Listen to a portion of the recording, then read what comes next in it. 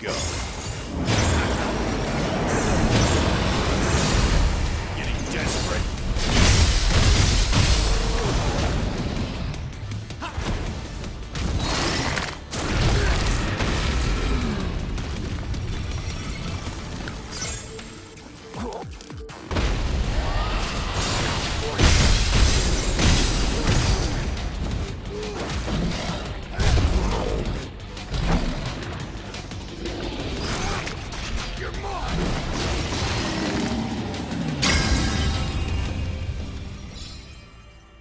Alright, what is up everyone? Little Bad here, and today I want to delve into my samurai build. Whether it's health or break gauge, he will absolutely decimate both.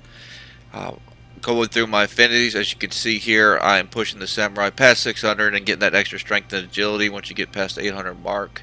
I'm using the new Hunter 600 and the 400 for the MP circulation. That works really well with the trash mobs, as I will have a demonstration in that in a minute when doing enemy rushes. The 600 Void Knight for the MP return and the haste that's always on. The Ronin, you can get away with the 400 and not the 600, but I would have had to just put it on the weapon. That way it's just an extra MP reduction, and I only have 1 MP reduction on my gear. The 600 Summoner, because once you get past the 200s, you can start stacking those primary blessings, and having those stacked up is going to do a lot of damage. As you can see, the rest of these affinities, the 400s, are from my pets that I have out. The ones that I'm pushing individually are the 250 Berserker. That way I've always got Protect and Shell. It's even more strength. And then the 250 Monk for the buffs activated by a parry. Since you are running the 600 Samurai, all your combos are going to activate parry, which means you keeps your buffs fresh. And the 250 Assassin, that way, because my weapon skill combos, both that I use for bosses and for trash, have the agility boost, and I have breaker already on the Tomberry, so I'm getting that strength boost as well. Going down my gear, you can kind of see when I'm stacking that agility, the near death damage dealt, the critical damage dealt, and the critical break damage dealt. I did not put any Lightbringer really into this build at all. Covering just near death and the 2 criticals will be more than enough than what you need, and also stacking that agility. As you can see, my first combination in the Ascension stance is the Heaven's Fall. That's the new jump ability. It'll help you close the distance really quick. And then I am using the Murakumo, which is basically a double Irigiri, and it also keeps guard up. Now you can see here, this is what I switch to whenever I'm doing trash mobs runs. This way the tornado will pull him in, and with the Yojimbo class for your second and third Ascension stance or your combo stance, it will soul burst enemies by just destroying their break gauge, so you don't even have to worry about health. That's why I'm stacking the Fenrir instead of Odin. I wanted that more agility and a little bit of intellect. As you can see, the Magagasku, it's strength and intellect based, and it will draw them all in. It's great, especially for those 90s. If you got a lot of enemies around, you just draw them all in, kill that break gauge, and they all will soul burst. It's just incredibly fast, and having that jump to close the distance from enemy to enemy can save you a lot of time, especially on the larger maps.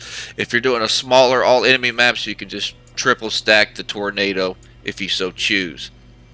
Now you can see, going through my command abilities, I'm using the Lunatic, Barrage, and Mighty Strikes. I do have the improved effect Barrage going on, and on my sub gear I've got the buff durations on for those 3. On my Tyrant, brought up very well, even though the parry will continue to go. Barrage will still go really fast, so that's the one I recommend kind of pushing up. As you can see there, stacking the crit break, the near death, and you can see the katana combo ability damage. I put just 1 MP cost reduction for his special ability. That way, for the parry and extra MP return. And you can also see that my MP cost reduction on the katana, I just put 1 bobble into that as well, because you get so much MP back from his special and being able to parry all together.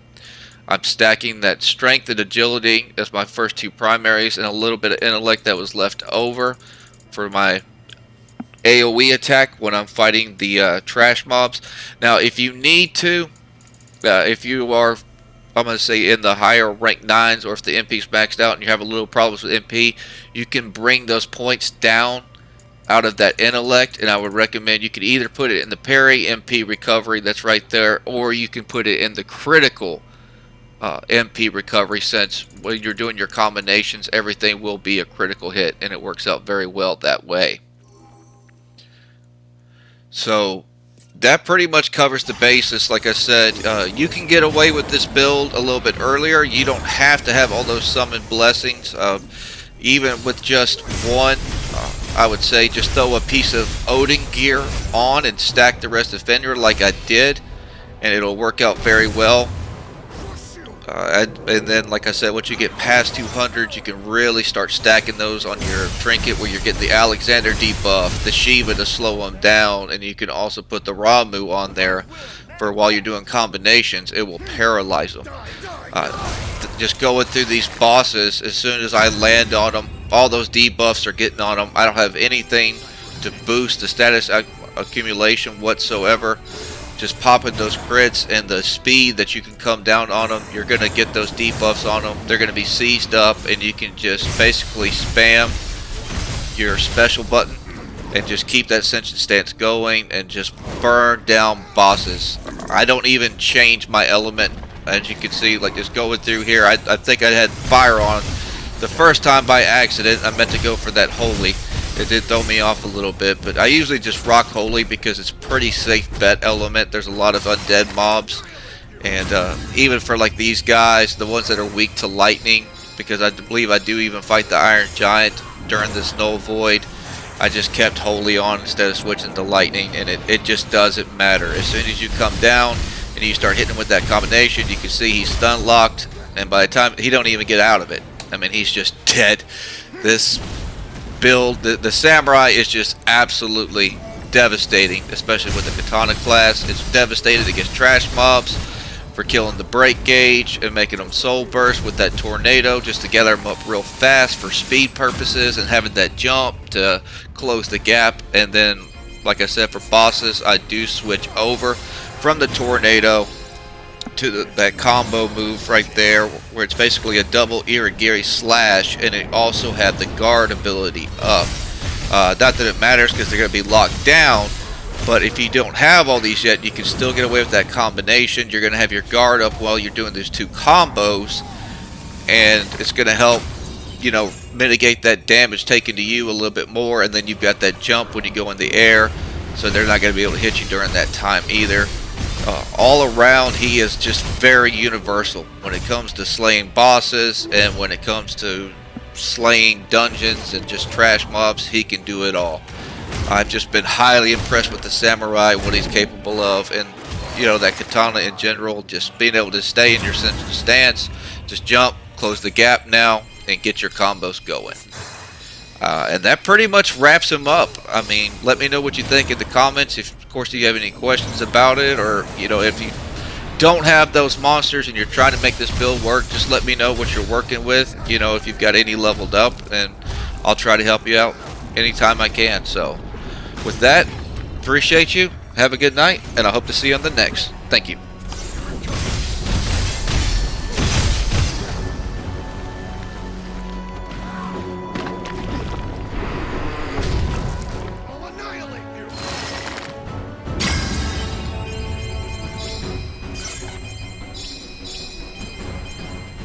Wasn't much of a fight.